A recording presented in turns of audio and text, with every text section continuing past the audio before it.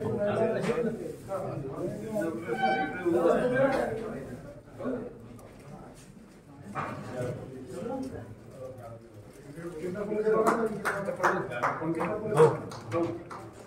संपल्या का नाही?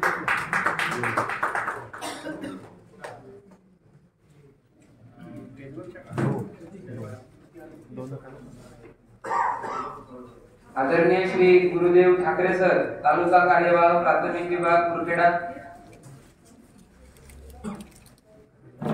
ठाकरे सर. माननीय महेश चौधरी सर, तालुका कार्यवाह कोरची माध्यमिक विभाग यांचं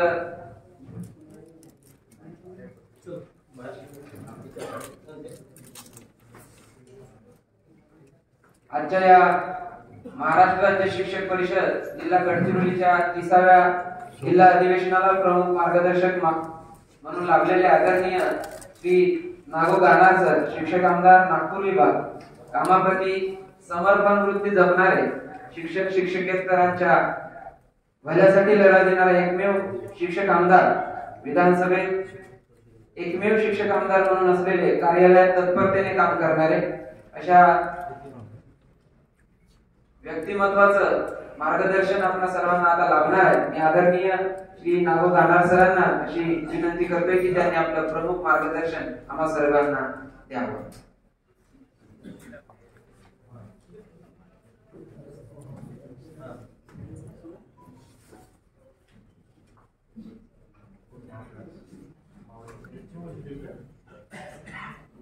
व्यासपीठावर उपस्थित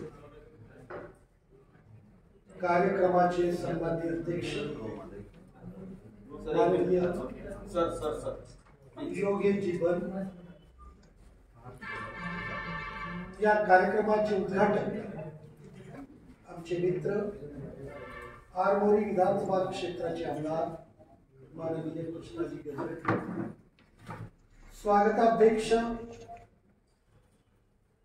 आमचे मित्र परिचित आणि वेळ प्रसंगी मला फोन करून निर्देश देऊ शकणारे देतात असे मोतीलाल कुकरेजाजी, या महाविद्यालयाचे प्राचार्य कुकरेजा सर, महाराष्ट्र राज्य शिक्षक परिषदेच्या राज्याच्या महिला आघाडी प्रमुख आणि ज्यांच्याकडे संजीवनीताई राजकारण यांची वारसदारी परिषदेने सोपवली अशा आदरणीय पूजाताई चौधरी, अविनाशजी तालापल्लीवार, सुनीलजी पाटील, नरेशजी कांबळे, हेमंतजी बिलखोडे, मेहरे सर, सेंद्रे सर या ठिकाणी आमच्या सोबत आलेले, या जिल्ह्याचे अध्यक्ष सुरावार सर, साळवे सर कार्यवाह, मुनघाटे सर, संतोष जोशी प्राथमिकचे, प्रमोद खांडेकर जिल्हा परिषद विचे, जगकुलवार सर, बुरांडे भंडारा सर, हे अधिवेशन आयोजित करण्यासाठी ज्यांनी आता प्रयत्न केले ते संयोजक देवेंद्रजी नाकाडे, विश्वजीतजी लोणारे, सहसंयोजक जगदीशजी केळझरकर, इम्रान पठाण, प्रमोद काशीवार, संतोष उके आणि ज्यांच्याकडे सर्व अधिवेशनाची आणि शिक्षक परिषदेची जबाबदारी आहे ते सर्व मान्यवर पदाधिकारी, कार्यकर्ते, शिक्षक बंधू आणि बंधू, आभासी पद्धतीने या अधिवेशनात जे सहभागी झाले ते सर्व आदरणीय मुख्याध्यापक, शिक्षक, शिक्षकेतर कर्मचारी, बंधू आणि बंधू, सर्वप्रथम आपल्या सगळ्यांच्या 5 फेब्रुवारीला ज्यांचं दुःख निधन झालं त्या आपल्या मार्गदर्शक, या राज्याच्या एकमेव महिला शिक्षक आमदार, आपल्या परिषदेच्या अध्यक्षा, महिला आघाडी प्रमुख संजीवनीताई रायकर यांना विनम्र आदरांजली अर्पण करतो. दुसरा, या देशाच्या गालकोकिळा भारतरत्न लताताई मंगेशकर यांचं दुःखद निधन 6 फेब्रुवारीला म्हणजे दुसऱ्या दिवशी झालं. त्यांनाही आपल्या सर्वांच्या वतीने विनम्र आदरांजली घालतो. त्याचप्रमाणे आपले पदाधिकारी कार्यकर्ते आपल्या सोबत परिषदेचं काम करणारे, परिषदेच्या कामात उत्साहाने योगदान देणारे जगमोहन चंदेल सर त्यांचे दुःखद निधन झालं. त्यांनाही विनम्र अभिवादन करतो आणि या ठिकाणी आपल्या सर्वांचं अभिनंदन करतो, आपल्याला शुभेच्छा देतो की आपण परिस्थिती गंभीर असताना सुद्धा आभासी पद्धतीने हे अधिवेशन योग्य प्रकारे संख्येची मर्यादा असल्यामुळे कमीत कमी लोक आपण इथे उपस्थित झालो, पण आभासी पद्धतीने मोठ्या प्रमाणात शिक्षक सहभागी झाले आहेत. हे आपल्या प्रयत्नामुळे, सततच्या कार्यप्रणाली प्रवृत्तीमुळे हे घडलेलं आहे आणि हे फक्त महाराष्ट्र राज्य शिक्षक परिषदच करू शकते याचा अर्थ. असं सांगण्यात आलं की 300 किलोमीटर 400 किलोमीटर अंतरावरून कार्यकर्ता पदाधिकारी निस्तेबाईच्या तर घराच्या शेजारी जाण्याची आज प्रवृत्ती नाही. बाजूला कोण राहतो याची माहिती करून घेण्याचीही इच्छा नाही. अशा काळात निस्तेबाई महाराष्ट्र राज्य शिक्षक परिषदेच्या निस्तेबाई माणूस कुठून कुठं पोहोचतो आता. खरं म्हणजे जगात गडचिरोली जिल्ह्याच्या जेवढ्या सीमा आहे, जेवढं क्षेत्रफळ आहे, त्याच्यापेक्षा कमी क्षेत्रफळाचा देश आहे. कमी क्षेत्रफळाचे देश आहे जगात. हा एकमेव जिल्हा, मोठा जिल्हा, विस्तीर्ण जिल्हा. हे नागपूर विभागाचं कोकण आहे.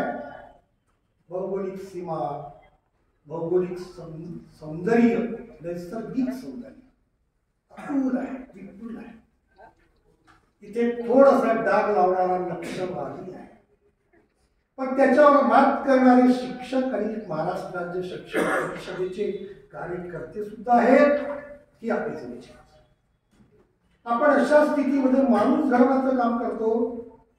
स्वागत अध्यक्ष महोदयजी, आपण माणूस घडवण्याची प्रक्रिया निर्माण करता, त्या प्रक्रियेमध्ये आम्ही सहभागी.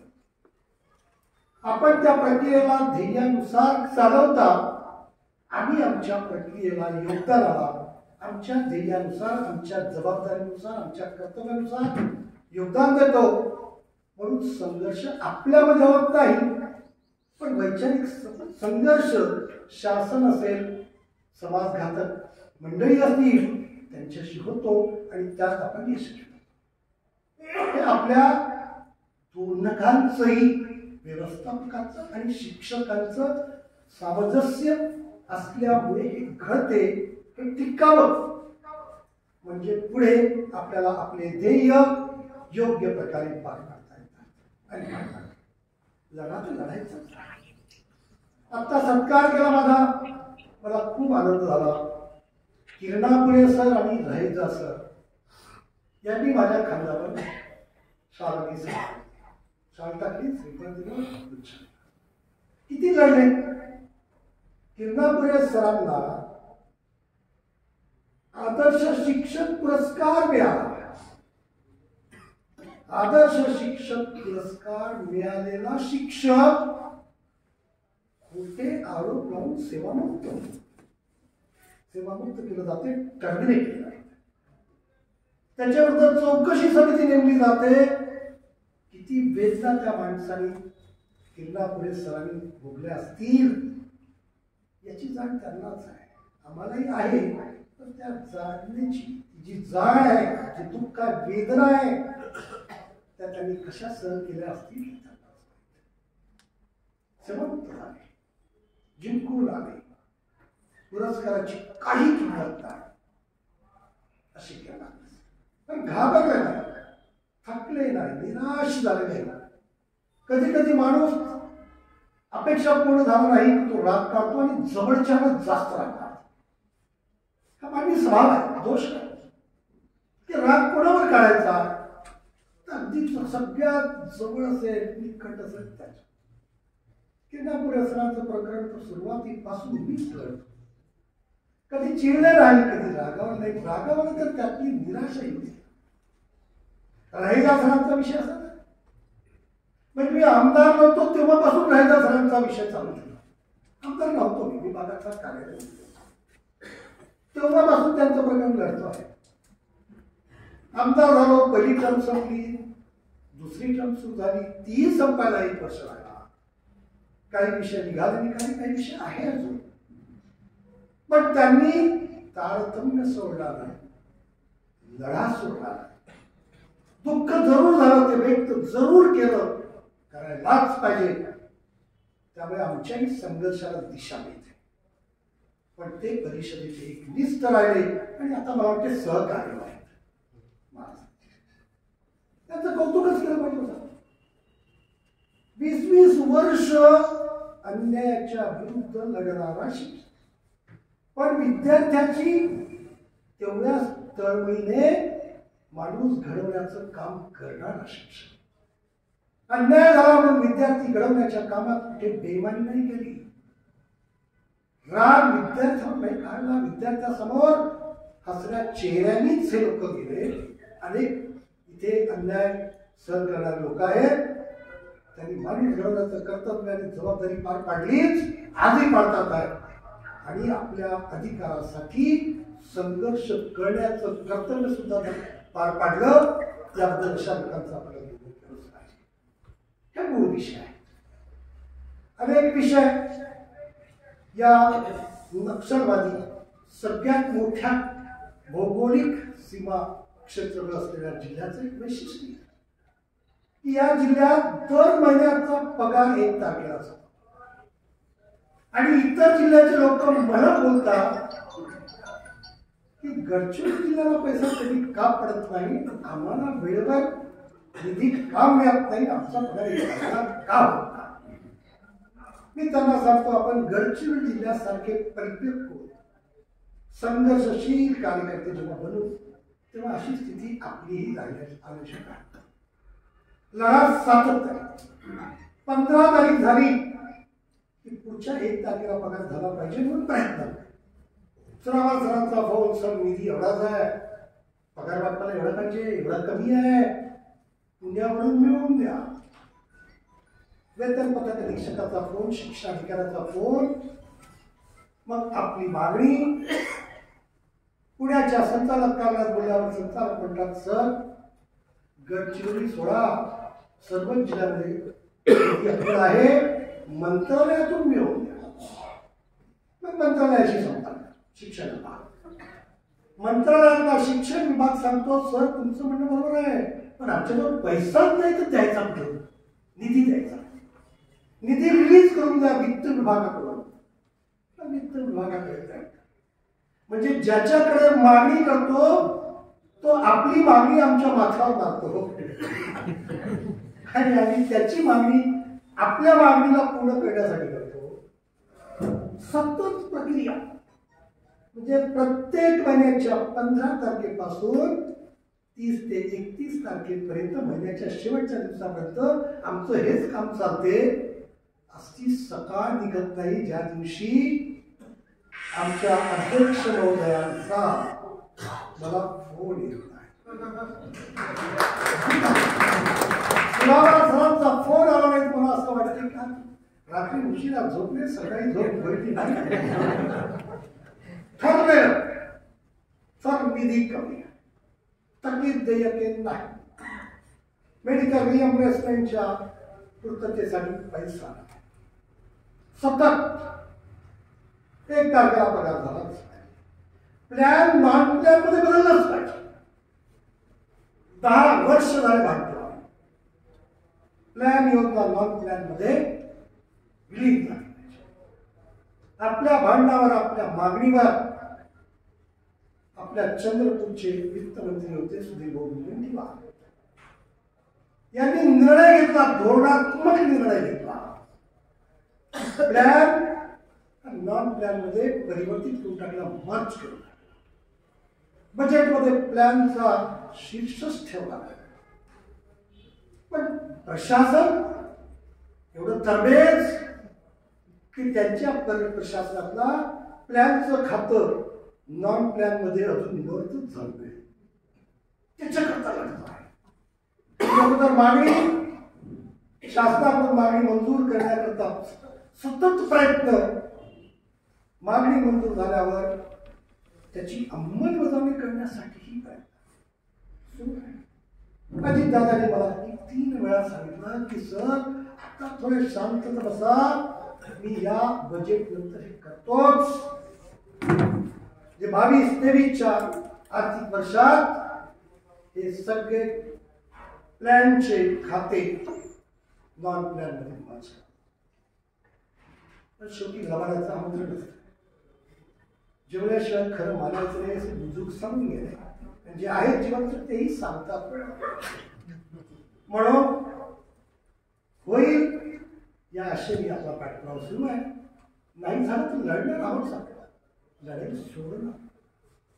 पण एक गोष्ट लक्षात ठेवा, जे काहीच करत नाही, घरी बसतात, फक्त हवेचा अंदाज घेत असतात आणि अधिकारी प्रशासनामधले कर्मचारी यांच्याची साठगाठ असते.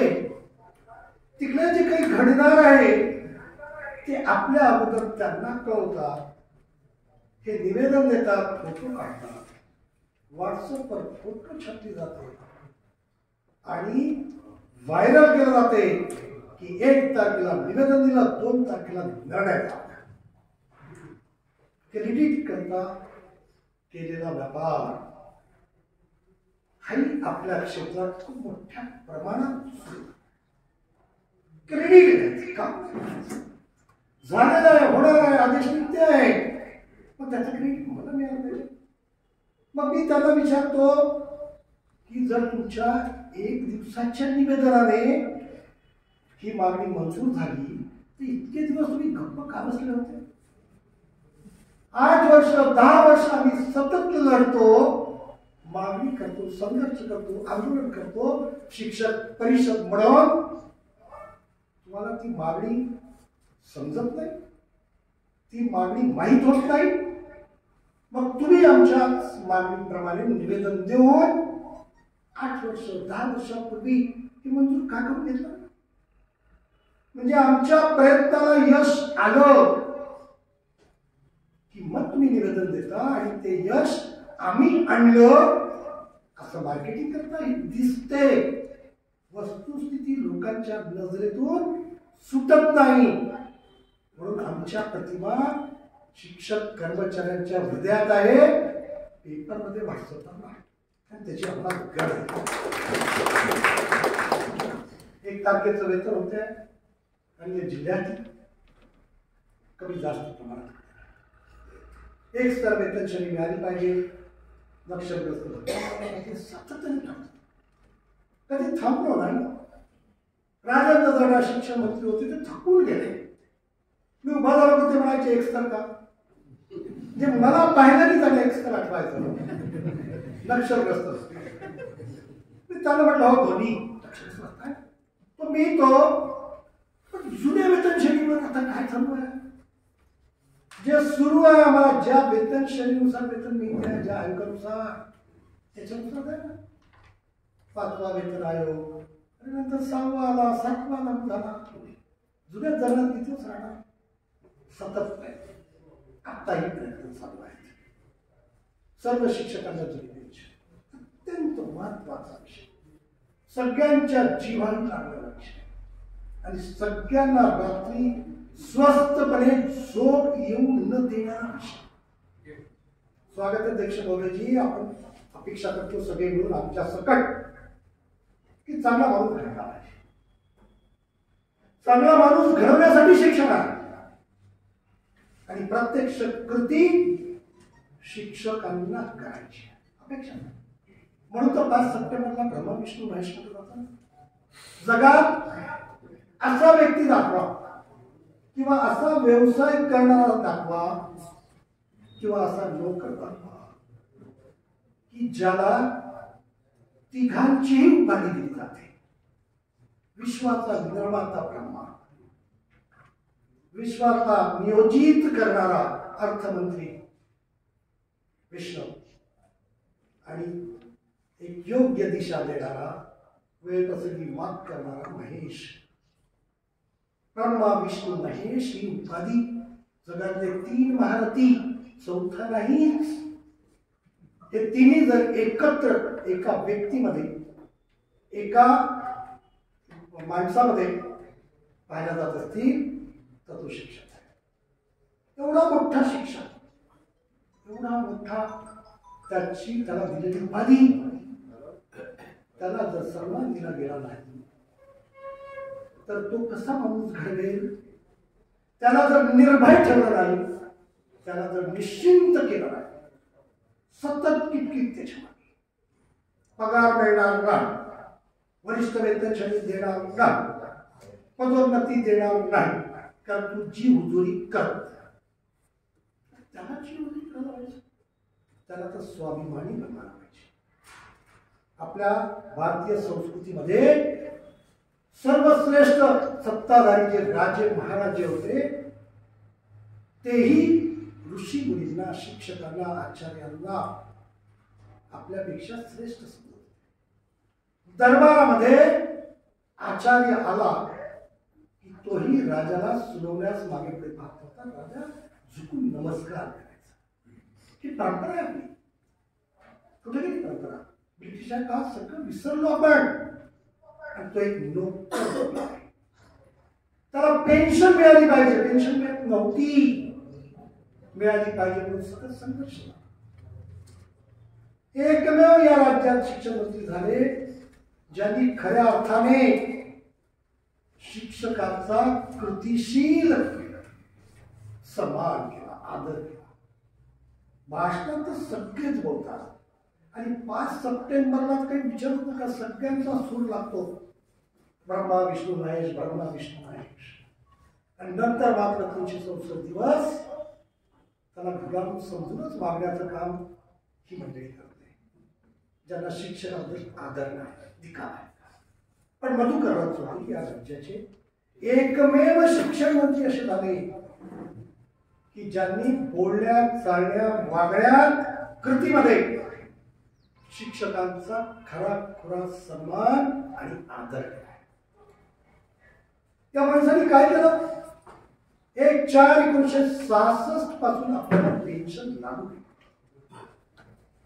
पेन्शन लागू करण्याबाबत जे विधान केलं महाराष्ट्राच्या विधान परिषदेमध्ये ते रेकॉर्ड आहे. मधुकरराव चौधरी असं म्हणतात की या जगात मला माझ्या आई वडिलांनी आणलं माणसाचा चेहरा घेऊन, मानवी चेहरा देऊन मला इथे आणलं. पण मला उभं राहणं, मला चालणं, बोलणं, वागणं आणि जगाला मधुकर चौधरीची ओळख करून देण्याचं काम जर कोणी केलं असेल तर ते माझे शिक्षक आहेत. माझ्या शिक्षकांनी जगाला मधुकर चौधरीची ओळख करून दिली. मी शिक्षण मंत्री आहे आणि म्हणून माझ्या या सर्व शिक्षकांना मी नवीन पेन्शन लागू करण्याचा निर्णय घेतला. शासकीय कर्मचाऱ्याप्रमाणे पेन्शन लागू करण्याचा निर्णय मधुकरराव चौधरी त्यावेळेस घोषित केला. 1/4/1966 पासून पेन्शन लागू. हे करताना त्यांनी हेही व्यक्त केलं की ज्यांनी मला आणि इतरांना घडवलं ते वयाचे 58 वर्ष किंवा 60 वर्षानंतर जेव्हा सेवानिवृत्त होतात तेव्हा इतरांच्या दयेवर जगतात, मरणी. हे लांछन आहे समाजावर लागले आणि हे लांछन संपुष्टात आणण्याचा अधिकार शिक्षण मंत्री म्हणून मला भेटला. त्याचा सदुपयोग करून आपल्या शिक्षकांनी केलेल्या उपकाराची परतफेड म्हणून ती पेन्शन आपल्याचा निर्णय घेतला. काय भाव होते. उपकार म्हणून, भीक म्हणून तुकडा नव्हता दिला, तर मानवाला जगवणारा, मानवीय वृत्तीला, मानवी चेहऱ्याच्या माणसामध्ये निर्माण करणारा शिक्षक हा दुसऱ्याच्या दैवात जगू नये, स्वाभिमानाने जगला पाहिजे आणि त्याला स्वाभिमानाने जगवण्याचं कर्तव्य जबाबदारी ही शासनाची समाजाची आहे ही झाली. त्यानंतर आले शिक्षण मंत्री. आत्ताचे शिक्षण मंत्री शिक्षक कर्मचारी यांना दिलेली पेन्शन जप्त करण्यामध्ये स्वाभिमान दाखवतात, अभिमान दाखवतात. ते देण्यामध्ये स्वाभिमान अभिमान दाखवत होते, हे रद्द करण्यात हा किती दोन टोकाच्या परिस्थिती निर्माण झाल्या आहे. याचं पहिलं कारण काय तर मधुकरराव चौधरीच्या काळामध्ये हा निर्णय घेत होते किंवा घेतला. त्या काळात सर्व शिक्षक आमदार हे शिक्षकच होते. राजकीय पक्षाचा कोणीच नव्हता, शिक्षक नसलेला कोणीच नव्हता, पत्रकार नव्हता, संस्था चालक नव्हता, कोणी प्रत्यक्ष शिक्षक असे आपल्याकडे सहसभेचे सांगताय. आज काय झालं? आज शिक्षक आमदार नाही, शिक्षक आमदार निवडून देणारा शिक्षक आहे. ज्याला निवडून देतो आपण तो शिक्षक आहे की नाही याची तसदीक घेतच नाही. काही कागदावर शिक्षक आहे, आयुष्यात कधीच शाळेत गेलेला आहे. शाळा त्यांची आहे, घरीच शाळा चालते सगळी. पगारी निघतो, न शिकवता पगार निघतो आणि नेतागिरी. पत्रकार आहे, पियर चालवणारा आमचा मतदान करताना आम्ही याचा विचार केला पाहिजे. ही माझी हात जोडून नम्र प्रार्थना आहे शिक्षकाच्या सन्मानासाठी. राजकीय पक्षाचा उमेदवार हा कधीच नाही देऊ शकत, कारण ज्या राजकीय पक्षाचा तो उमेदवार असेल त्या राजकीय पक्षाची सत्ता आली की तो तिथे त्या सत्तेच गुणगान करणार. आणि विरोधी पक्षाची सत्ता आली तर आपले प्रश्न मांडण्याचं नाटक करणार. महाराष्ट्र राज्य परिषदेची भूमिका आहे की शिक्षणात राजकारण नसलं पाहिजे, मात्र राजकारणात शिक्षण असलंच पाहिजे. पण प्रत्यक्षात उलट आहे, शिक्षणात राजकारणाशिवाय काहीच नाही आणि राजकारणात शिक्षण नाहीच अत्यंत आहे. म्हणून सर्व तमाशे आपण दररोज टीव्हीवर पेपरवर मध्ये वाचतो. नाही, नैतिकताच नाही. शिक्षण नसेल तर नैतिकता येईल. सकाळीच शिक्षक परिषदेच्या गीतामध्ये म्हटलेलं आहे की नैतिकतेशिवाय शिक्षण कसं आहे. आणि म्हणून शिक्षण हे माणूस घडवणार आहे. शिक्षण माणूस घडवणाऱ्या शिक्षकांना सन्मान देण्यासाठी समाजाची धारणा असली पाहिजे आणि यांना पेन्शन मिळाली पाहिजे. पेन्शन मिळाली नाही, पेन्शन रद्द झाली, तो लढा सुरू झाला. आपल्याला सांगताना मला स्वाभिमान आणि अभिमान आहे की हा लढा रस्त्यावरचा लढा विधान परिषदेमध्ये नेण्याचं कर्तव्य आणि जबाबदारी जर कोणी पार पाडली असेल तर ती महाराष्ट्र राज्य शिक्षक परिषदेने पार पाडली. कोणत्याही संघटनेने पार पाडली नाही. कृती समिती नंतर काढली. जुलै 2011 मध्ये डिसेंबर 2010 मध्ये आपण नागपूर भाग शिक्षक मतदारसंघाची निवडणूक जिंकली. त्यानंतर जुलै 2011 मध्ये पहिल्यांदा विधान परिषदेच्या सभागृहात या जुन्या पेन्शन योजनेचा विषय मांडला गेला. ती जुनी पेन्शन योजना बंद करून आपण पाप केलं. शिक्षक कर्मचाऱ्यांना जुनी पेन्शन योजना लागू केलीच पाहिजे आणि आपण केलेल्या पापाचं परिमार्जन केलं. हे सरकारला ठणकावून सांगण्याचं काम शिक्षक परिषदेने पहिल्यांदा केलं. सभागृहात बाहेरचा लढा देतात आणि त्या दिवसापासून सतत लढत आहे. आणि नुसती मागणी केली नाही तर या मागणीला नैतिक पाठिंबा मिळावा म्हणून आपण शासनापुढे राजकीय नेत्यांपुढे विषय असा मांडला की ज्यांना आम्ही घडवलं ते आमदार मंत्री खासदार स्वतःची पेन्शन साबूत ठेवतात. 5 वर्ष 6 वर्षाच्या कार्यकाळाच्या आधारावर 40,000 रुपये महिन्याची पेन्शन आम्ही आमदार खासदार मंत्री घेतो आणि 58-60 वर्ष वयापर्यंत जो माणसं घडवतो तो शिक्षक पेन्शन असताना वंचित ठेवतो, याची लाज आम्हाला का वाटली नाही? हा खरा शिक्षक आमदार माझ्या समोरचा प्रश्न आहे. आणि मी नैतिकतेच्या आधारावर काम करणारा शिक्षक परिषदेचा कार्यकर्ता आणि शिक्षक असल्यामुळे मी घोषित करतो की जोपर्यंत राज्यातल्या शिक्षक कर्मचाऱ्यांना पेन्शन मिळणार नाही तोपर्यंत आमदारकीची 40,000 महिन्याची पेन्शन स्वीकारणार. लोकांना वाटलं नेत्यांचं कामच आहे घोषणा, पण ही घोषणा नेत्याची नव्हती, शिक्षक कार्यकर्त्याची. शिक्षक खोटं बोलत नाही, शिक्षक फेकाफेकी करत नाही, जे बोलतो त्याच्यावर चालतो. म्हणूनच शिक्षकांचा संबंध नैतिकतेशी असतो. 6 डिसेंबर 2016 माझी पहिल्या टर्मची मुदत संपली. मी पेन्शन घेतली नाही आणि घेणार नाही. आपण लोकांनी पुन्हा मला पुढे गेलो.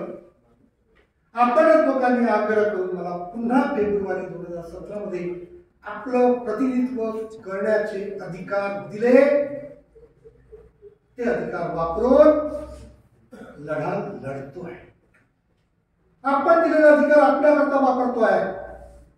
माझ्या स्वतःच्या कुटुंबासाठी किंवा इतरांसाठी वापरत नाही. वापरण्याचा कधी विचारही डोक्यात येऊच देत नाही. ते माझं नाहीच आहे, तुमचं आहे. तुम्ही माझ्या सोबत दिलेला आहे, माझ्या जवळ ठेवलेला आहे, त्याचा वापर आणि करणार. विषय सुरू आहे. याच पेन्शन बाबत राजकीय नेते किती खोटं बोलतात याचा फक्त दाखला देतो म्हणजे तुमच्याकडे.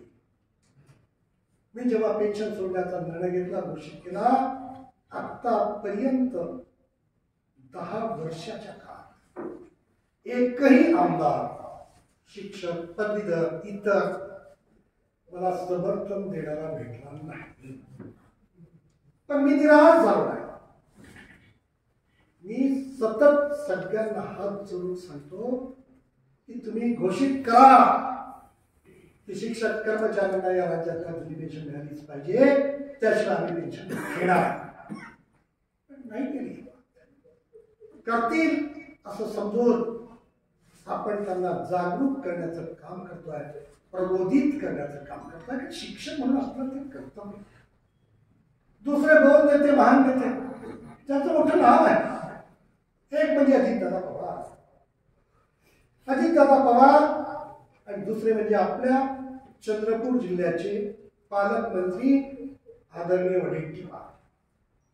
दोघेही मोठे नेते, शब्द देणारे आहे, शब्द पाळणारे आहे, अशी त्यांची सध्या तरी प्रचिती आहे.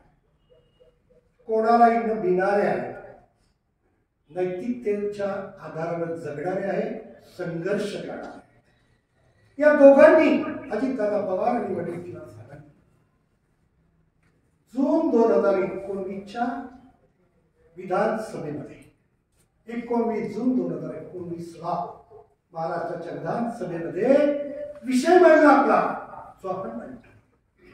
1 नोव्हेंबर 2005 पूर्वी नियुक्त झालेल्या शिक्षक कर्मचाऱ्यांना जुनी पेन्शन योजनेपासून आम्ही बाजूला ठेवलं, वंचित केलं. ही आमची चूक होती. आमच्या शासनाची ती चूक दुरुस्त करण्याचा आमचा इरादा, आमचा प्रयत्न.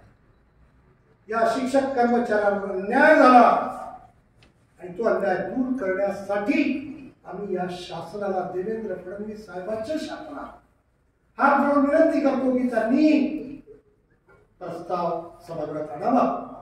आम्ही आमचा पक्ष त्या प्रस्तावाला अनुमोदन करेल, समर्थन करेल आणि 1 जानेवारी आपले नोव्हेंबर 2005 पूर्वी नियुक्त झालेल्या सर्व शिक्षक कर्मचाऱ्यांना जुनी पेन्शन मिळणार. सरकार असतं, विरोधात असताना आमच्या बाजूने लढत होतो. जुनी पेन्शन मिळालीच पाहिजे. सत्ता आल्याबरोबर जुनी पेन्शन योजना न देणं हेच बरोबर आहे असं समजून सरकार चाललं 5 वर्ष. देवेंद्र फडणवीस साहेबांनी तो विषय मान्य झाला. शेलार साहेब शिक्षक आमदार, आपले शिक्षण मंत्री होते त्यावेळेस, त्यांनी अर्थमंत्री सभागृहात होते. सुधीरजी मुनगंटीवार, त्यांनाही अजितदादांनी हात जोडून विनंती केली की सुधीर मुनगंटीवारजी तुम्ही वित्तमंत्री आहात, मुख्यमंत्री आहे, शेलारजी तुम्ही याच्या मागे लागा आणि जुनी पेन्शन नका. नाही आहे, निवडणुका झाल्या, बदललं सरकार, विनंती करणारे सरकारात आले आणि ज्यांना विनंती केली ते विरोधात बसले. करिश्मा कसा कधी कोणी सत्ता असेपर्यंत लक्षातच येत नाही उद्या काय होणार. म्हणून तर कर्ण घडतो, कंसही घडतो, दुर्योधनही घडतो आणि त्यांचा अंतही होतो. बदललं सर, पण बदललं सत्ता बदलली. तिथे बसलेला माणूस तसाच झाला, हात जोडणारा सत्तेत बसला, ज्याला हात जोडला होता तो विरोधात बसला. विरोधात बसल्याबरोबर त्यांना आमचा विषय खरा समजला आणि विरोधात बसल्याप्रमाणे की जुनी पेन्शन तुम्हाला मिळालीच पाहिजे. म्हटलं हे सत्तेत असताना समजलं असतं तर आम्ही किती भाग्यवान आहे. ते शिक्षकाचा हाही मोठा एक शिक्षकावर निसर्गाने कसे आघात केले हे विचित्र. ज्याला शिकवतो घडवतो आपण तो मोठ्या पदावर गेला की आपल्याला अक्कल सांगतो, तो विसरून जातो की जी अक्कल सांगतो ही यांनीच आपल्याला दिली आहे, किमान यांच्याकरता तो वापरू नका. एवढं तारतम्य ठेवायला पाहिजे, नाही ठेवत. आणि ज्यांनी हात जोडले होते ते आज सत्तेत आले, त्यांना म्हटलं सर तुम्ही शब्दाला जागणाऱ्या असा आमचा समज आहे. आता समज खरा की खोटा हे तुमच्या कृतीतून सिद्ध होणार, म्हणून तुम्ही आता कशाला हात जोडता. आदेशच करा. वित्त विभागाचा आदेश आहे 31 ऑक्टोबर 2005चा जुनी पेन्शन बंद, नवीन परिभाषित अंशदायी पेन्शन योजना सुरू. आणि शिक्षण विभागाचा आहे 29 नोव्हेंबर 2010चा. हे दोन्ही जी रद्द केल्याची घोषणा करून टाका. आम्ही म्हणून शब्दाला जागणारे अजितदादा, शब्दाला जागणारे वडीलधार. आणि मला तर छाती अभिमानाला फुगेल तर तुम्ही माझ्याच मतदारसंघातून निवडून वडीलधार. त्यांनी उत्तर दिलं काढा तुम्ही शिक्षक आम्ही राजकारणी, राजकारणात काही गोष्टी बोलाव्याच लागतात. मी म्हटलं बोलणं तर आम्ही शिकवलं गेलं, पण असं नाही शिकवलं. जे शिकवलं नाही ते आलं कसं याचा रिसर्च करून पीएचडी आम्हाला घ्यावा लागेल. तेव्हा बाकी सगळं सोडून त्याचं पीएचडी करावं लागेल की जे शिकवलं नाही ते आलं कसं, जे शिकवलं ते गेलं कुठे. आत्ताची 2 वर्षापूर्वी परवाच 8 तारखेला पुन्हा एक बैठक, 7 तारखेची बैठक ठरली होती.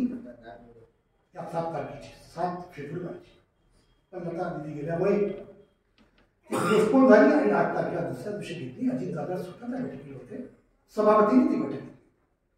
सभापती आपले रामराजे निंबाळकर, शिक्षण मंत्री उत्तर भारताच्या उत्तर प्रदेशच्या निवडणूक प्रचारासाठी गेला होता. वर्षाताई गायकवाड त्यामध्ये आम्ही सचिवांना काढा 15 वर्ष. वित्त विभागाचे सचिव होते स्वतः आपले वित्तमंत्री आणि उपमुख्यमंत्री अजितदादा पवार. आम्ही शिक्षक आमदार होतो, पदवीधर आमदार होतो. विषय निघाला. 2च विषय ठरले होते. एक तर घोषित अघोषित शाळांना वेतन अनुदान देणं, ज्यांनी तुट्यांची पूर्तता केली त्यांना वेतन. दुसरा होता शाळातलं मेडिकल रिएम्बर्समेंट कॅशलेस पद्धतीने देणं. तिसरा मुद्दा मी पुन्हा म्हटलं आता वेळ आहे लवकर आटोपलं.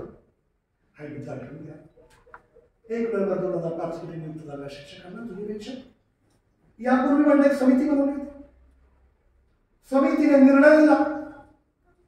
समिती उठी विचित्र, कारण बनवली तशा माणसाची जाते की सरकार म्हणेल तसाच अहवाल शिफारस करतात. मी म्हटलं मला घ्यावा नाही, आमचा सारखा प्रतिनिधी चालत नाही. दुसरे घेतले आला रिपोर्ट, अन्याय झाला खरा आहे, पण दूर करायचं असेल तर एवढे करोड रुपये निधी लागेल. सरकारच्या तिजोरीला हे परवडेल का याचा विचार करा. तिजोरी यांची खरी म्हणजे जनतेची आहे यांच्या ताब्यात 5 वर्षाकरता, आणि शिफारस करणाऱ्यांना जास्त चिंता, त्यांना त्यांच्या पगाराची चिंता. मी त्या समितीच्या प्रमुखांना म्हटलं की असाच विचार, तिजोरीची अशी चिंता तुम्ही तुमच्या पगाराबद्दल केली असती तर किती चांगलं झालं असतं. वंदना कृष्णा त्या समितीच्या अध्यक्ष होत्या. यस कॅडर किती पगार आहे तुमचा? तुम्ही आपल्या पगार देताना घेताना तिजोरीतून किती निघते निधी, तिजोरीची काय दुरावस्था होती याचा विचार नाही करत. तुम्हाला घडवणाऱ्या शिक्षकाला पेन्शन द्यायची आहे तर किती भार पडेल, भार, तिजोरीवरचा भार, याचा विचार सरकारने करा.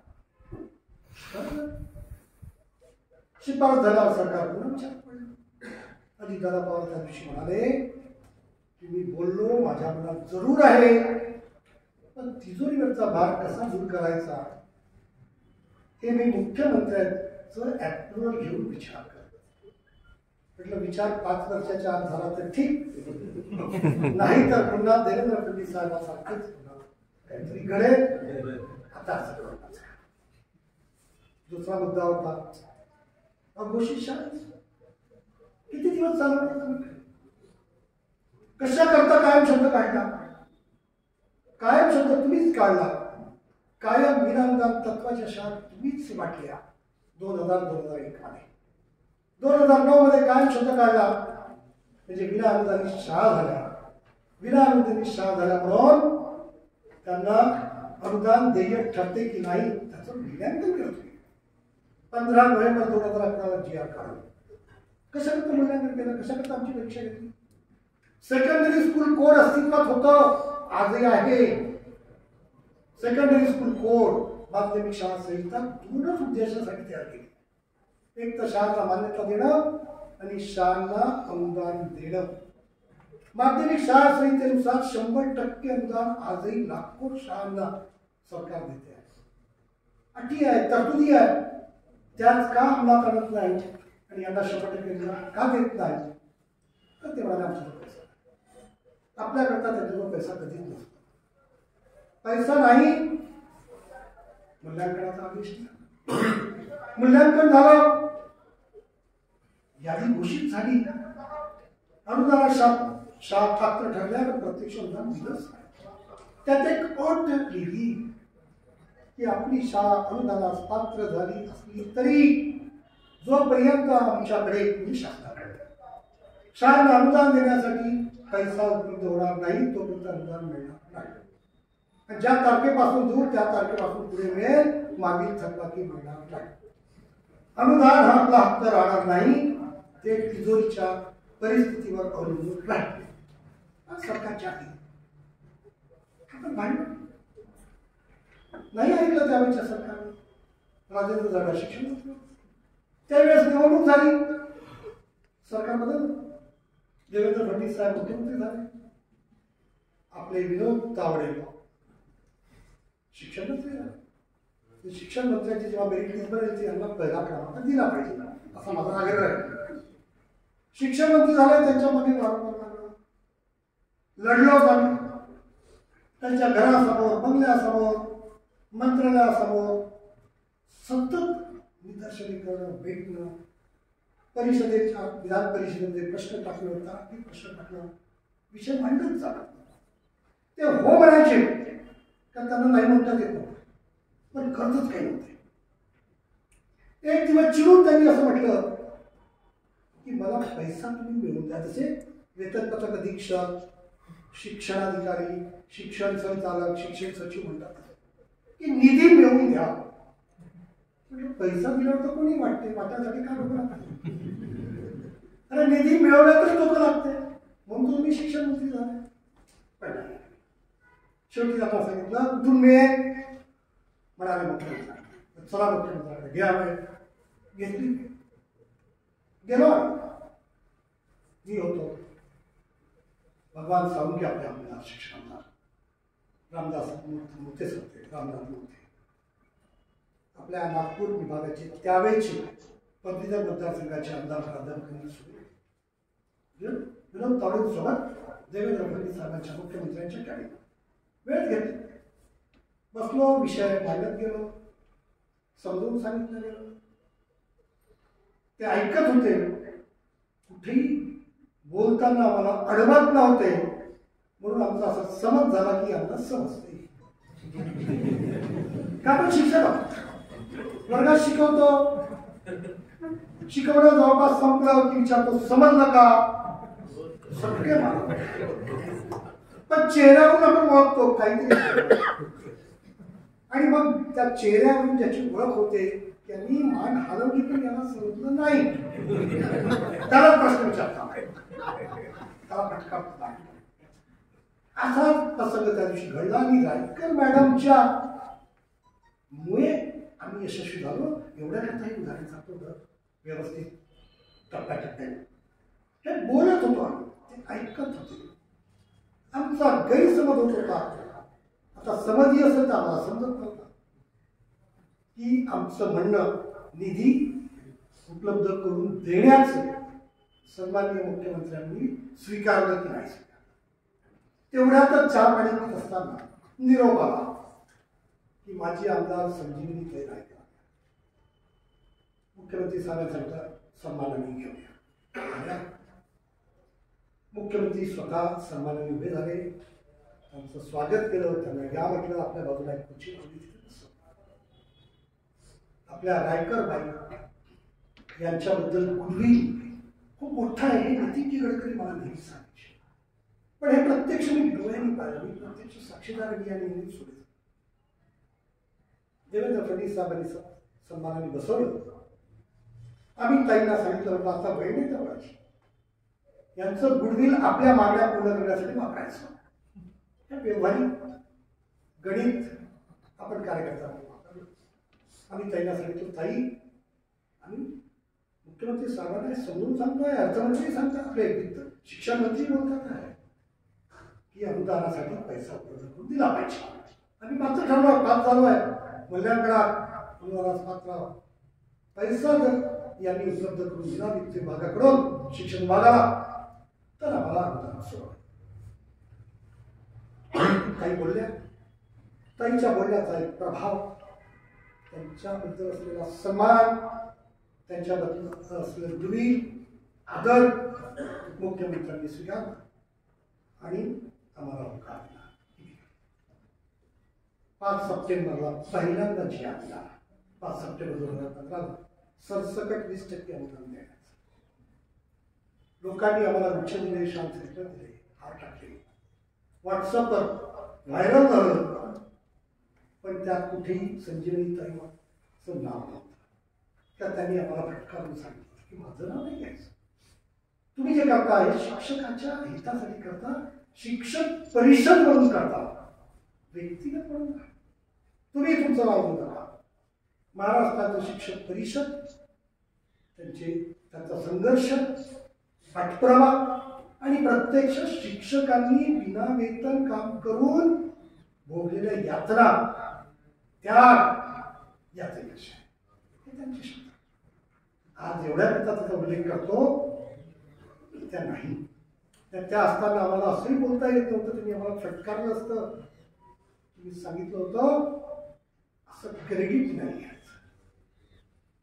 त्या मातृत्व संजीवनी रायकर 20% अनुदान सरसकट मिळालं 15 मध्ये, नंतर ते वाढलंच नाही. ज्या शाळांना अनुदान मिळालं नव्हतं त्यांचं मूल्यांकन झालं, त्रुट्या निघाल्या, आल्याच नाही. सतत प्रयत्न केले आम्ही. आता कुठे त्रुट्यांची पूर्तता केलेल्या शाळा, अघोषित प्राथमिक, माध्यमिक, उच्च माध्यमिक शाळा आणि वर्ग तुकड्या, ज्यांना नैसर्गिक वाढीच्या वर्ग तुकड्या आपण म्हणतो, त्यांचं मूल्यांकन पूर्ण होऊन यादी तयार झाली. आणि म्हणून 8 तारखेच्या बैठकीमध्ये आम्ही अजितदादा पवारांना सांगितलं की निश्चित झालं, किती पैसा लागतो हेही घोषित केलं शिक्षण विभागाने, तुम्ही यांच्याकरता निधी उपलब्ध करून द्या. आणि ज्यांना 20% अगोदर दिल्या गेलं त्यांना 40% देण्यासाठी पैसा. दादांचं उत्तर, आमचं सरकार महाविकास आघाडीचं एका पक्षाचं नाही, 3 पक्षाचं सरकार. पण त्या सरकारचे रिक्त मंत्री आपण आणि उपमुख्यमंत्री आपण, पण तुमच्याकडून आमची अपेक्षा. ते म्हणाले हे खरं असलं तरी मुख्यमंत्र्याचा अप्रूव्हल मिळाल्याशिवाय काहीच करू शकत. मी मुख्यमंत्र्यांचा अप्रूव्हल घेण्याचा प्रयत्न करतो, मी आलं तर तुमची मागणी बंद. आम्ही जेवढं काही पुराण मांडलं त्याचं उत्तर द्या. आता अप्रूव्हल मिळालं पाहिजे म्हणून आम्ही त्याच्या मागे लागलो की जरा हे मिळवा आणि आम्हाला 18 ते 20 वर्षापासून बिनपगारी काम करणाऱ्या शिक्षक कर्मचाऱ्यांना 2 वेळेच्या जेवणाची सोय तुम्ही करा, ही आमची मागणी, ही अपेक्षा आपण त्याच्याकडे ठेवली. शिक्षक पात्रता परीक्षा बद्दलचा विषय खरं म्हणजे हा विषय कायदेशीर तर खूप चांगला आहे, पण अनेकांनी या विषयाला बदनाम करून टाकलं. आता विषय काढतानाही संकोच झाला. 13 फेब्रुवारी 2013चा पहिला शासन निर्णय निघाला आणि त्या शासन निर्णयात शासनाने घोषित केलं की 13 फेब्रुवारी 2013 नंतर जो टीईटी धारक असेल त्याची नियुक्ती शिक्षक पदावर केली नसेल त्याची नियुक्ती होणार नाही. आणि जे झाली आहे नियुक्ती त्याला टीईटी करण्याचं बंधन राहील. 2015 पर्यंत 31 मार्च 2019 पर्यंत त्यांनी ती पात्रता केली पाहिजे. 13 फेब्रुवारी 2013चा जी 31 मार्च 2019 पर्यंतची मुदत. नंतर 7 फेब्रुवारी 2019ला दुसरा जी सतत आपल्या प्रयत्नामुळे विनोद तावडे साहेबांचा शेवटचा महिना, नंतर त्यांचा तो अधिकार निघाला आणि सेना शिक्षण मंत्री झाले. त्या जी आर मध्ये 7 फेब्रुवारी 2019च्या जी आर मध्ये असं नमूद केलं की 13 फेब्रुवारी 2013चा जी आर अधिक्रमित करण्यात आला. आम्ही सरकारला सांगतोय अधिक्रमितचा अर्थ काय सांगा. जो जी आर अधिक्रमित केला त्या जी आर मध्ये तरतुदी तुम्ही अंमलात कशा आणता, लागू कशा करता, पण लागू केल्या गेल्या. 7 फेब्रुवारी 2019च्या जी आर मध्ये स्पष्ट तरतूद असताना की 13 फेब्रुवारी 2013चा जी आर अधिक्रमित करण्यात आला आणि यापुढे म्हणजे 7 फेब्रुवारी 2019 नंतर पुढे टीटी पात्रता परीक्षा असल्याशिवाय नियुक्ती मिळणार नाही. पण 13 फेब्रुवारी 2013च्या जी आर मधील तरतूद वापरून नियुक्त झालेल्या ज्या शिक्षकांनी 31 मार्च 2019 पर्यंत टीटी परीक्षा उत्तीर्ण केली नाही त्यांचं वेतन जानेवारी 2020 पासून थांबवलं. जानेवारी 2020 पासून काही लोक हायकोर्टात गेले, स्टेटस को मिळाला, त्यांचं वेतन सुरू केलं.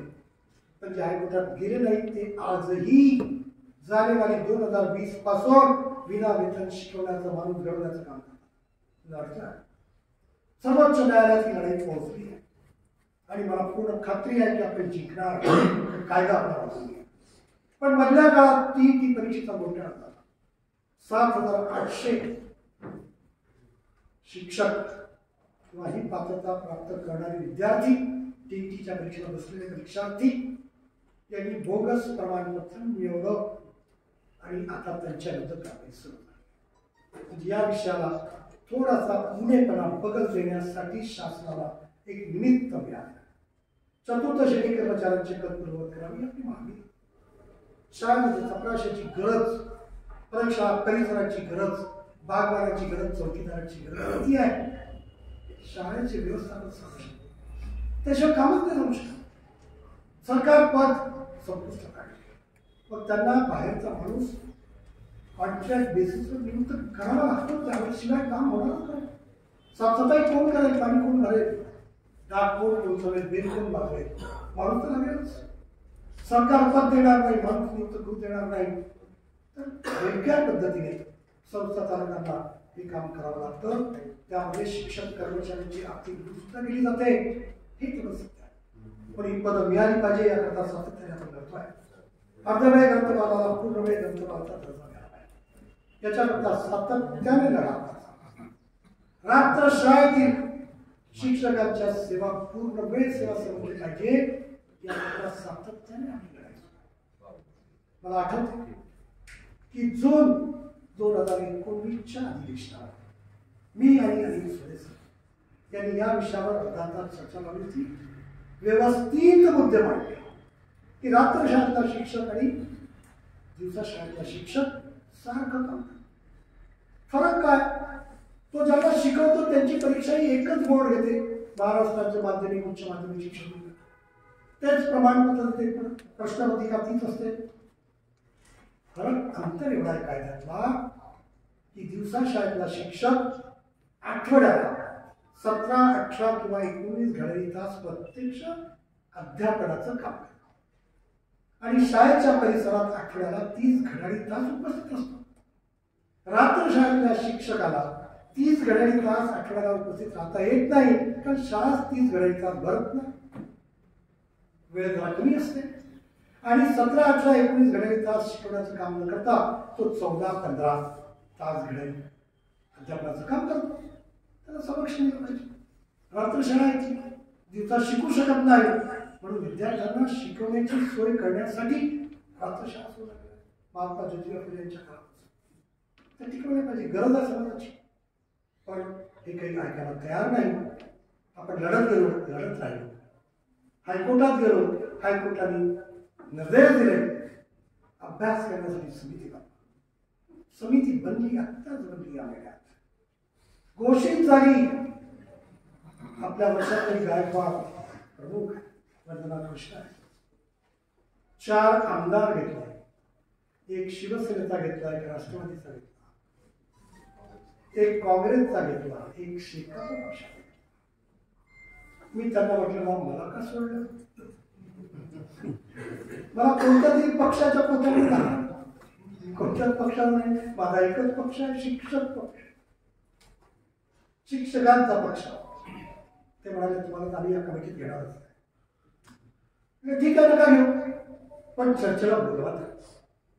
कमिटीला समजून सांगेल, मास्तरांनी 30 मिनिटाचा एक पिरियड घेईल, सांगेल आपली मागणी. जर मी चालतच नसेल तुम्हाला पिरियड घ्यायला सुद्धा, तर महाराष्ट्र राज्य शिक्षक परिषदेच्या पदाधिकाऱ्यांना बोलवा, तो विषय तुमच्याकडे मांडतील, त्याच्यावर तुम्ही निर्णय घ्या. मला उत्तर मिळालं, सर लेखी देऊन द्या. तर लेखी दिला, तुम्ही काय करणार त्या लेखीचं याचं चांगलं ज्ञान मला आहे. 11 वर्षात आमच्या शिक्षकांनी मिळवून दिलं, त्यामुळे मी देणार नाही असं नाही. पण तुम्ही त्या लेखी निवेदनाची दखल घ्यालच की घेणार नाही, ते सांगणं कठीण आहे. आणि समजावून सांगणं आणि लेखी देणं याच्यामध्ये फरक आहे. लेखी नोट्स देतोच, पण समजून सांगण्यासाठी मला वेळ द्या. मी निश्चितपणे हे सगळं तुम्हाला समजून सांगण्याचा प्रयत्न करेन. विषय सुरू आहे, पण अजूनपर्यंत काही न्याय मिळाला. आत्ताच विषय चालला की विद्यार्थी घडवला, विद्यार्थ्याची गुणवत्ता वाढली. आमच्या नागपूरच्या जिल्हा परिषद अध्यक्षांच्या डोक्यात तर गुणवत्तेचा वेगळाच विषय आला. पण मला असं वाटलं की त्यांचीच गुणवत्ता तपासणारी यंत्रणा होईल की जिल्हा परिषद शाळेतल्या शिक्षणाचा दर्जा घटला तो वाढवायचा. आणि म्हणून त्यांनी त्यांची गुणवत्ता तपासणीचा कार्यक्रम. कोण गुणवत्ता तपासते? ज्याचीच गुणवत्ता नाही तो तपासते. हा कसं वैगुण्य आहे, कशी दुरावस्था आहे. डॉक्टर नसलेला माणूस रुग्ण तपासत आहे. आता त्या डॉक्टर नसलेल्या माणसाने तपासलेला रुग्ण जिवंत राहील, रोगमुक्त होईल की वर चालला जाईल हे त्याच्या नशिबावर होते. शिक्षकाला शिकवू द्यायचं. गाई मोजा, म्हशी मोजा, करोना आला तिथे सेवा द्या, जनगणना करा, निवडणूक करा, मतदान करा.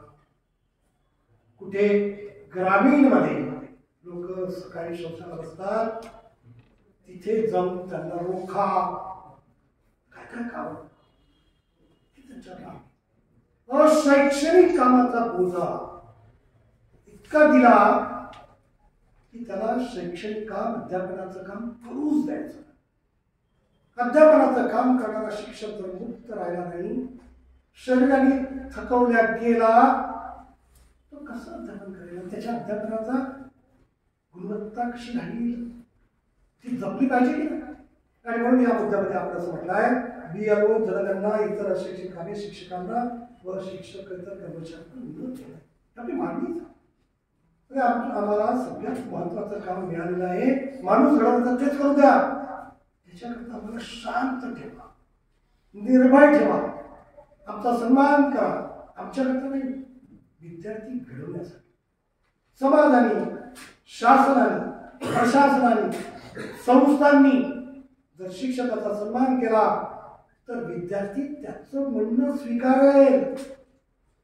जर त्याचा सन्मान झाला नाही, विद्यार्थ्याचा पदोपदी विद्यार्थ्यासमोर शिक्षकाचा अपमान झाला, शिक्षक भयग्रस्त आहे, वर्गात शिकवताना खिडकीतून डोळे बाहेर काढून पाहतोय, कोणी ऐकत नाही, कोणी दाटणार तर नाही, कोणी मला माझ्या कारवाईत करणार नाही, असा जर भयग्रस्त शिक्षक असेल, निर्भय नसेल, अशांत असेल, तर तो विद्यार्थी घडवण्याचं काम कसं करेल आणि शिक्षणाची गुणवत्ता कशी निर्माण होईल याचा विचार करा. काय म्हणून ही मागणी मंजूर केली पाहिजे. वरिष्ठ निवड वेतन श्रेणी विधान सरसकट लागू करा असं आपण सातत्याने मागणी करतोय.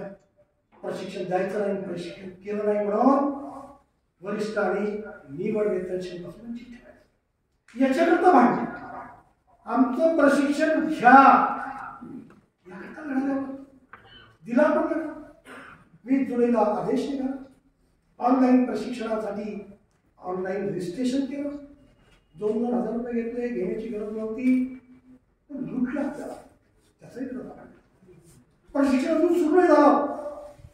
मग आम्ही त्यांना म्हटलं प्रशिक्षण घेत नसाल तर या कालावधीमध्ये सेवानिवृत्त झाले त्यांना निवड किंवा वरिष्ठ जे देय असेल ती वेतनश्रेणी देऊन त्यांची पेन्शन सुधारित करा.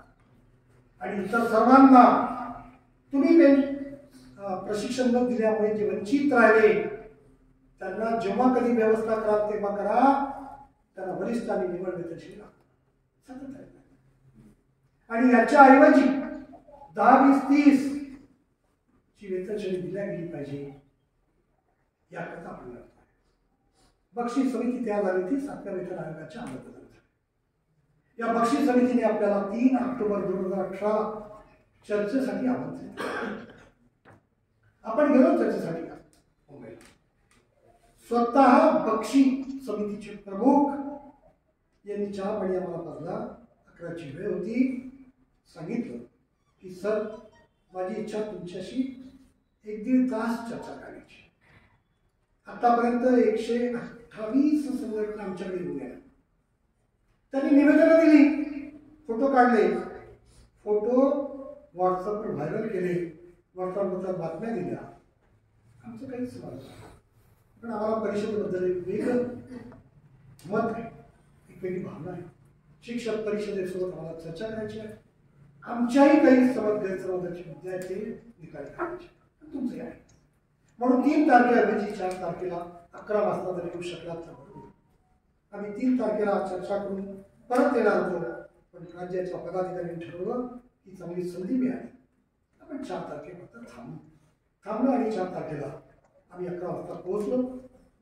1 तास 25 मिनिट. 11ला बैठक सुरू झाली. 12 वाजून 25 मिनिट. 1 तास 25 मिनिटं सविस्तर चर्चा. या चर्चेत हा मुद्दा आपण प्रामुख्याने मांडला की वरिष्ठ आणि निवड वेतन श्रेणी ही चट्टोपाध्याय कमिशन प्रमाणे दिलेली नाही. चट्टोपाध्याय कमिशनचं नाव वापरून आमच्याशी धोका दिला. एक तर ही वेतन श्रेणी देताना अटी लावल्या. 8 वर्षाच्या ऐवजी 12 वर्षाने दिलं. दुसरं, तिला पदोन्नती न समजल्यामुळे वेतन निश्चिती करताना काल्पनिक वेतनवाढ, नोशनल वेतनवाढ मिळत नाही. त्यामुळे आर्थिक लाभ 12 वर्ष किंवा 24 वर्षाच्या सेवेनंतर जो अपेक्षित होता तो मिळतच. दुसरा महत्वाचा मुद्दा घेतला की ज्या वेतन श्रेणीत आमची नियुक्ती झाली त्याच्या वरची वेतन श्रेणी दिली. चट्टोपाध्यायांनी अशी शिफारस नव्हती केली. इंदिराजी गांधी पंतप्रधान असताना चट्टोपाध्याय कमिशनने शिफारस केली होती की ज्या पदावर तो शिक्षक नियुक्त होतो त्याच्या पदोन्नतीच्या पदाची वेतन श्रेणी त्याला मिळाली. शिक्षकाच्या पदोन्नतीचा पद म्हणजे उपमुख्याध्यापक किंवा मुख्याध्यापक नाही मिळालं. मांडला. बक्षीने मान्य केलं आणि बक्षीने सांगितलं की आपण पर्याय काढा आणि म्हणून 10-20-30 वर्षानंतर वरिष्ठ वेतन श्रेणी, निवड वेतन श्रेणी आणि त्याच्या पुढची वेतन श्रेणी म्हणजे 3 टप्प्याची वेतन श्रेणी देण्याची शिफारस केली. शासनाने मान्य केली. पण प्रयत्न आपण केले. लाभ शिक्षकेतर कर्मचारी शासकीय कर्मचाऱ्यांना मिळाला. आपल्या शाळेतल्या कर्मचाऱ्यांना काही मिळालं. मग आपल्याला मिळाला पाहिजे. त्यांना लाभ दिला. आम्हाला स्वाभिमान आमच्या प्रयत्नामुळे कर्मचाऱ्यांना लाभ आम्हाला ते मिळाला. मग सरकारने समिती नेमली. आयुक्त शिक्षण हे समितीचे अध्यक्ष झाले आणि या शिक्षक वर्गाला 10-20-30ची वेतन श्रेणी लागू करण्याबाबत कार्यप्रणाली ठरवण्याचा आणि शासनाला शिफारस करण्याचा अधिकार दिला आणि त्यांना सांगितलं की घाई करू नका, जरा हळू चालू. आपण आयुक्ताच्या मागे लागलो. सातत्याने मागे फिरत राहिलो. बोलत गेलो. निवेदन देत गेलो. आयुक्तांनी 5 मे 2020ला अहवाल शिफारसीसह शासनाकडे सादर केला. शासनाने हा अहवाल ठेवून दिला पेंडिंग. निर्णय घेतला नाही. आपल्या सगळ्यांना 10-20-30च्या वेतन श्रेणी वाचवायची. सातत्याने आपण प्रयत्न की याचा आदेश काढा, आम्हाला लाभ द्या. 10-20-30 वर्षानंतर वरिष्ठ वेतन श्रेणी, वरची वेतन श्रेणी विनाअट सरसकट वेतन वाढ देऊन पदोन्नती समजून द्या. हा विषय घेऊन लढतोय आणि नजीकच्या काळात नक्की आपल्याला यश मिळेल अशी मला खात्री आहे. आपण सर्व जे काही मार्गदर्शन करतात, काम करतात, सहभाग देतात आणि आम्हाला काम करण्यासाठी प्रेरणा देतात, त्या आधारावर आपण काम करत असतो. कामाला यश मिळते. पण वेळ लागतो. वेळ लागला म्हणून निराश होत नाही, चिडत नाही, रागवत नाही. एखाद्या वेळेस राग आला तर प्रेमापोटी आपण व्यक्त करतो. गरजेचंही आहे. त्याशिवाय आमची क्षमता जास्त उत्साहाने पुढे वाढणार नाही. आपण अशाच प्रकारे महाराष्ट्राच्या शिक्षक परिषदेच्या कामामध्ये योगदान देत राहाल अशी नम्र प्रार्थना थांबतो. धन्यवाद.